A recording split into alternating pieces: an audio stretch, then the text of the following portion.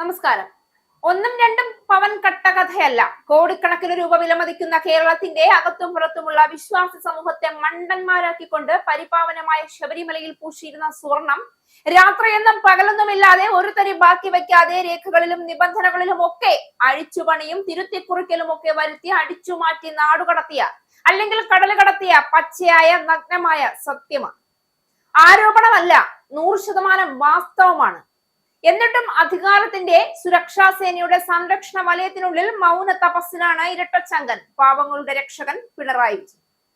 ഇടതും വലതും നിന്നവരൊക്കെ പ്രതികളായി ജയിലിനുള്ളിലും അകത്തും നിയമ നടപടികൾ നേരിടുമ്പോഴും പാർട്ടിക്ക് മൗനം ഭൂഷണമായിരിക്കാം. പക്ഷെ ഒരു ഭരണകൂടത്തിന് അത് ഭൂഷണമാണോ എന്ന കാര്യത്തിൽ ഉത്തരമുണ്ട്. ചോദ്യങ്ങൾ അങ്ങനെ പലതും ആവർത്തിക്കപ്പെടുമ്പോഴും വളരെ പ്രധാനപ്പെട്ട ഒരു ഉത്തരം അന്വേഷണ സംഘത്തിന് പോലും എപ്പോഴും അന്യമാണ്.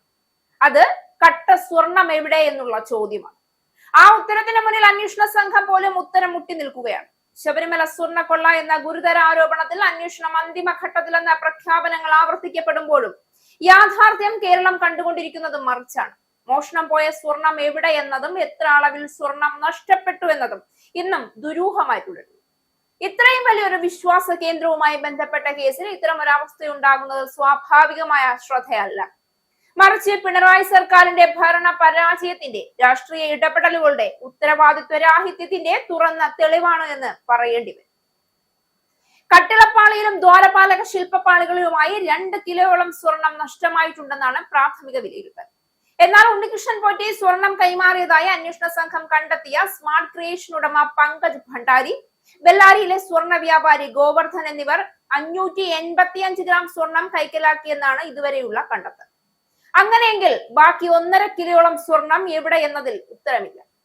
അതുമാത്രമല്ല, പങ്കജ് ഭണ്ഡാരിയിൽ നിന്ന് 109 ഗ്രാമും ഗോവർദ്ധനിൽ നിന്ന് 475 ഗ്രാമും സ്വർണം മാത്രമാണ് കണ്ടെടുത്തത്. എന്നാൽ ഇത് ശബരിമലയിലെ യഥാർത്ഥ സ്വർണമാണോ എന്ന കാര്യത്തിലും ഉറപ്പില്ല. ഇതോടെ തൊണ്ടി മുതൽ എവിടെയാണെന്ന് കണ്ടെത്താനും SITക്ക് ആയിട്ടില്ല എന്നതാണ് വാസ്തവം.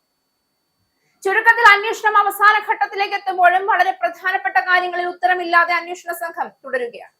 ശബരിമല കോടിക്കണക്കിന് വിശ്വാസികളുടെ ആത്മീയ കേന്ദ്രമാണ്.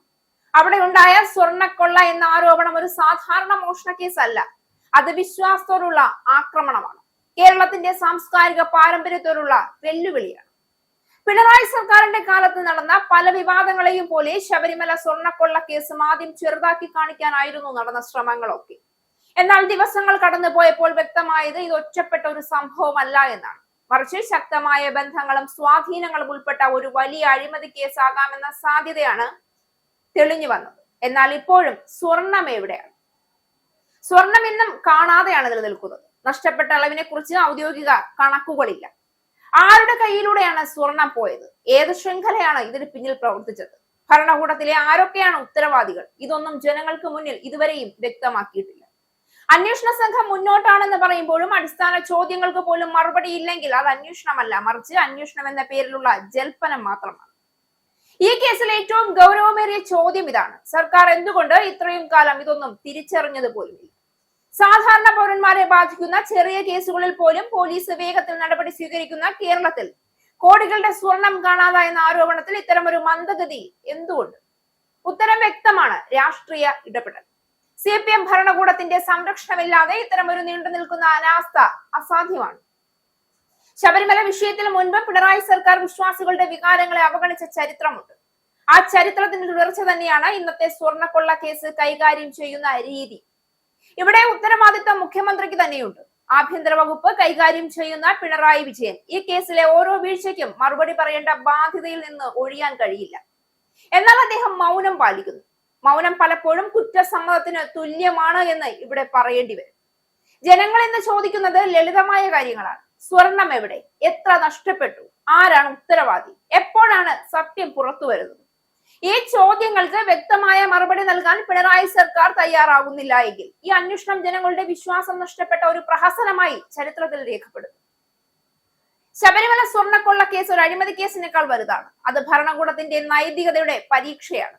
ആ പരീക്ഷയിൽ പിണറായി വിജയൻ സർക്കാർ ഇതുവരെ പരാജയപ്പെട്ടിരിക്കുകയാണ്. സത്യം പുറത്തു കൊണ്ടുവരാനും കുറ്റവാളികളെ നിയമത്തിന് മുന്നിൽ കൊണ്ടുവരാനും വിശ്വാസികളുടെ വിശ്വാസം വീണ്ടെടുക്കാനും ഈ സർക്കാരിന് കഴിയില്ല എങ്കിൽ കേരളം അതിന് കനത്ത രാഷ്ട്രീയ വില ഈടാക്കും. ഇത് സമയം മാത്രം തീരുമാനിക്കാനുള്ള കാര്യമല്ല.